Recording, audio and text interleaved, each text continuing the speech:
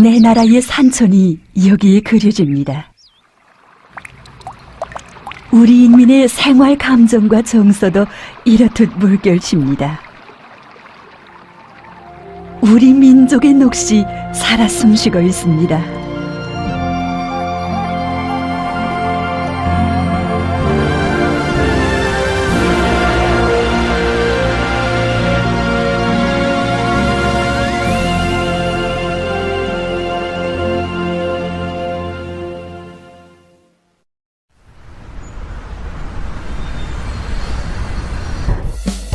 우리 민족 옷의 정류와 형태, 그 요론들을 역사적 시기별로 개괄해서 편찬한 조선업 발전사 자료지.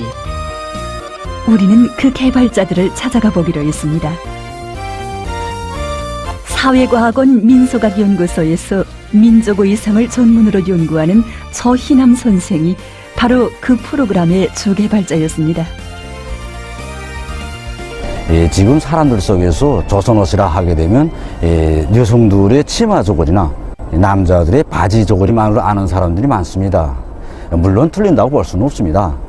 그렇지만 보다 정확히 인식한다면 조선옷이라 할 때는 지난 역사적 시기에 우리 인민들 속에서 창조되고 발전 풍부화된 모든 옷들이 다 속합니다.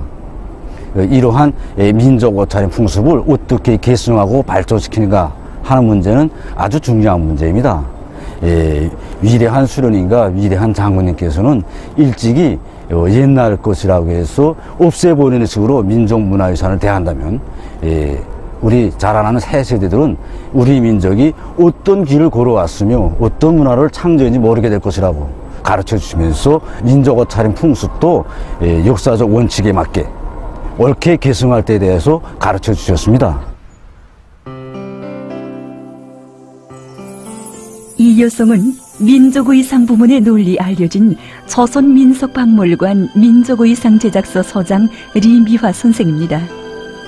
알고 보니 저희남 선생은 오늘 그와 함께 생활의 여러 계기들에 입는 민족옷 차림 풍습에 대한 자료 연구를 실제 옷을 입어보면서 함께 할 예정이었다고 합니다. 오늘 민족옷에 대해서 이야기하려니까 내가 새로 이렇게 해봤습니다.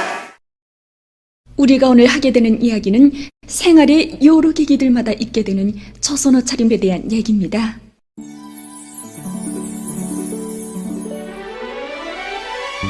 우리 인민은 예로부터 촛돌과 혼례, 예순돌 생일이나 상례 등 일생에서 순차대로 겪게 되는 중요한 의례 때 부모들은 자녀들에게, 자녀들은 부모들에게 옷을 정성껏 마련하는 것을 전통적인 풍습으로 여겼고 오늘까지 이어오고 있습니다. 예, 그러니까 선생님 그 촛돌 옷 차림부터 얘기해 주셨으면 좋겠습니다. 그렇게 합시다.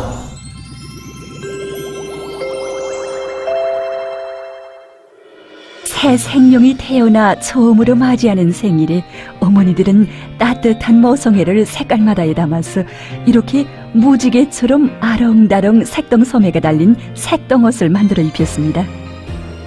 촛돌이 남자애들은 색동저고리에 풍차 바지를 입고 그 겉옷으로서는 그 마고자와 색동 두루마기를 입었으며 그 머리에는 벚건을 쓰고 덜띠를 띄워주었습니다. 하고 처녀 아이들 같은 경우에는 그 색동저고리에 빨간 치마를 입고 그다음에 굴레나 저바이를 쓰고 역시 덜띠를 띄워줬습니다. 덜띠는 그 앞에서부터 뒤로 한 바퀴 돌았는데 이것은 덜띠만큼 오래 살라는 어머니들이 그 마음을 담아서 만든 것이며 목숨수나 벅벅잘 같은 여러 가지 글자로 수를 낳고 모란 것을 비롯한 꽃무늬로 장식을 하였습니다. 이 덜띠는 그 청가개와 처녀의 색깔이 서로 다르지 않았습니까? 청각애들 경우에는 파란 덜띠를 띄었고 처녀들 경우에는 빨간 덜띠를 띄웠습니다.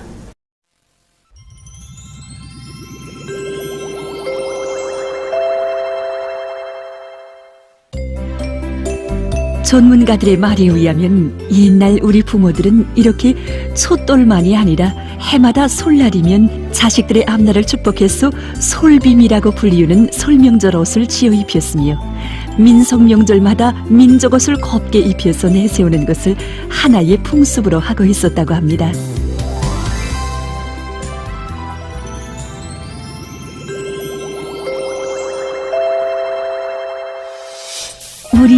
예로부터 결혼식을 일생의 가장 중대한 의례로 여겨왔으며 그 의미에 어울리게 결혼식 옷을 제일 아름답고 화려하게 해입었습니다. 보통 날에는 이 흰색을 위주로 옷을 해 입다가도 결혼식 날이 되게 되면 반드시 화려한 색깔옷을 입는 것이 우리 이민들의 이 결혼식 옷차림 풍습입니다. 옛날 그 결혼식 옷차림은 지방마다 서로 다르지 않았습니까? 예, 지난날 신랑의 옷차림은 바지 저고리 위에 배자나 조끼를 입는 데서 지역적으로 큰 차이가 없었지만 신부의 결혼식 옷차림 경우에는 평양을 중심으로 한 서북지방과 그리고 개성을 중심으로 한 중부지방 그리고 경기 이남의 남부지방에서 서로 일정한 차이가 있었습니다. 그래서 그것을 보게 되면 평안도 신부들은 록색 3회장 저고리에 다홍치마 입고 남색의 털 둥거리를 입습니다. 그리고 낭자머리에 쿤비너를 꽂고 그 위에다가 꽃쪽두리 올려놓는 게 특징입니다. 그렇지만 개성지방에서는 신부들이 록색 바탕에 붉은 손을 두른 화롯을 입고 그리고 머리에는 비늘을 꽂고 앞등을 두릅니다. 그렇지만 머리 웃장식은 다른 지방에서보다 이 꽃장식을 크게 하는 게 특징입니다. 그리고 남부지방에서는 록색의 원삼이나 술을 넣은 화롯을 입고 그리고 역시 쿤비니에 댕기를 두르고 머리 위에다가는 조그마한 족두리나 화관을 올려놓아서 장식했습니다. 그 지방마다 결혼식 옷차림이 서로 달랐는데 그래도 그 공통점이 있지 않았습니까? 물론입니다. 그 어느 지역의 공통적인 것은 혼례 때 쿤비를 꽂고 댕기를 드리는 것입니다. 바로 이것이 우리 결혼식 옷차림 풍습에서 신부의 고유한 특징입니다. 그렇지 않습니까, 스님? 그렇습니다. 예로부터 이제는 머리를 얹을 때가 되었다 하는 말이 있는데 이것은 처녀들이 긴 머리를 틀어 올린다는 의미를 말합니다. 그래서 머리 틀어 올리는 그 머리 자체가 랑자머리입니다. 랑자머리는 결혼한 여성들이 상징적인 머리 형태이며 큰 비늘을 꽂고 댕기를 두르는 것은 시집가는 신부의 상징으로 됩니다. 그 어느 날 우리 동무들과 함께 모란봉에 갔댔는데 그 많은 결혼식 부부들이 사진을 막 찍고 있었습니다. 저는 솔직히 말하면 그 조선옷 전문가이기 때문에 신부들이 옷차림에 관심을 모아보았는데 그게 분홍 바지 저고리에다가 가슴까지 쏙 신은 신랑과 그 다음에 그 억색 저고리에 큰 비녀를 하고 댕기를 들여온 그 신부가 사진을 찍는 게 아니겠습니까? 우리 모두 약속이 난 것처럼 막 박수를 쳤습니다. 여기서 뭘 느꼈는가 하면 전통적인 옷차림이 정말 제일이로구나 하는 생각을 하였습니다. 지금 남성들의 바지 저고리는 이렇게 아무리 오랜 세월이 흘렀어도 크게 달라진 것이 없는데 우리 여성들의 치마 저고리는 정말 많은 변화를 거치면서 오늘에 이르지 않았습니까? 네. 그 치마 길이라든가 저고리 길이가 길어졌다 짧아졌다 하고 소매의 그 넓이가 넓어졌다 좁아졌다 동정과 이 걸음에서도 일정하게 길어졌다 짧아졌다 하면서 변화가 오지 않았습니까? 그래서 우리 여성들이 참 알고 싶어하는 문제인데 그 치마 저고리에서 어떤 것이 변화시키지 말아야 할 전통인지 그에 대해서 좀 얘기해 주십시오. 여성들이 치마 저고리에서 반드시 변화시키지 말아야 할 전통이라고 할 때는 저고리의 동정과 고름 그리고 베레손과 도련의 곡선미 그리고 치마 허리에 잡는 주름 그리고 우는 좁고 아래가 쭉 퍼진 상박 하의 윤곽 형태 이런 것들입니다. 이러한 부분 구조와 형태는 우리 조선옷의 고유한 것으로서 벌써 이것을 변화시키게 되면 조선옷이라고 말할 수 없습니다. 그렇기 때문에 오늘 여성들 속에서 치마 저고리를 만들면서 이러한 민족 전통을 잘 알고 거기에 입는 사람의 신체적 특성이라든가 직업, 연령별 특성 이것을 배합해가지고 부분 치수를 약간씩 조절하고 그리고 옷 색깔과 무늬를 시대적 미감에 맞게 하게 되면 보다 아름다운 조선옷을 만들 수 있다고 생각합니다.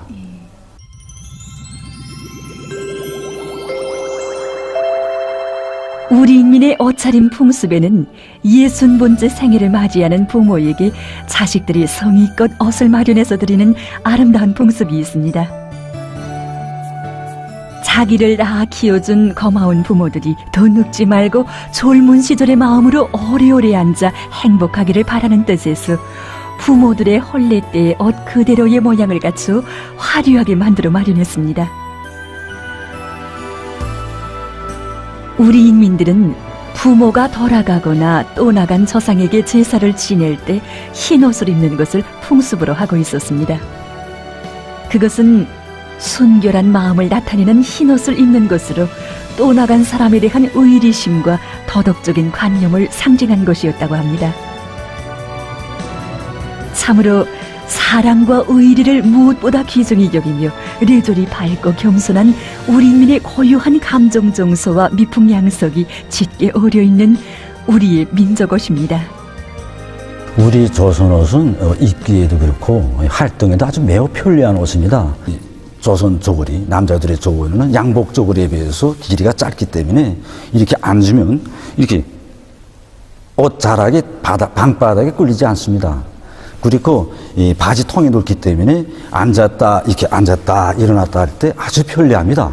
입으면 또 얼마나 아름답습니까? 정말 앉아서도 걷고 서서도 걷고 또 팔을 들어도 걸으며 걸음을 들면은 정말 선녀와 같습니다. 전문가들의 말에 의하면 예로부터 오래도록 내려오던 풍속 가운데서도 가장 고유하고 아름다운 것만이 전통으로 고착된다고 하면서 오늘도 우리의 민족옷이 생명력을 잃지 않고 있는 것은 거기에 우리의 민족성이 뿌리 깊이 숨비어 있기 때문이라고 하는 것이었습니다. 우리 민족옷은 구 어느 나라나 구 어느 민족 옷과도 전혀 비슷하지 않은 독특하고 아름다운 옷입니다. 그래서 이 세상 구 어디에 가도 깃발이 없이도 국적을 알아볼 수 있는 옷이라고 말하고 있습니다. 경의하는 김정은 동지께서는 전통적인 민족옷을 발전시키는 것은 민족성을 고수하기 위한 중요한 문제라고 하시면서 조선 민족옷 차림을 적극 장려하고 우리 인민의 풍습과 전통, 시대적 미가에 맞게 더욱 발전시킬 때 대하여 가르쳐 주셨습니다. 우리는 민족의상 전문가들과 자리를 같이 한 이 기회에 다시금 절감할 수 있었습니다. 세상에는 남의 것을 그대로 받아들인 탓에 민족적인 우수한 전통과 풍습이 사라져가고 있는 나라와 민족이 얼마나 많습니까? 아무리 유구한 역사와 우수한 민족 전통을 가지고 있다 해도 그것이 저절로 이어지고 계승되는 것은 아닙니다. 오늘에 사는 사람들의 마음속에 더없이 소중한 것으로 간직될 때 그 전통은 끝없이 이어지고 빛나게 되는 것입니다.